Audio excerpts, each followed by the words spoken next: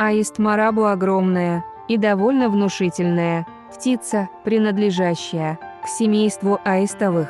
Он произрастает в Африке, к югу от Сахары и встречается в различных местах обитания. У него черные перья, которые покрывают его спину и крылья с белыми перьями вокруг шеи и нижней части тела. У него длинные, тощие ноги, которые помогают ему при необходимости переходить вброд воду, и большой бледно-желтый, клиновидный клюв.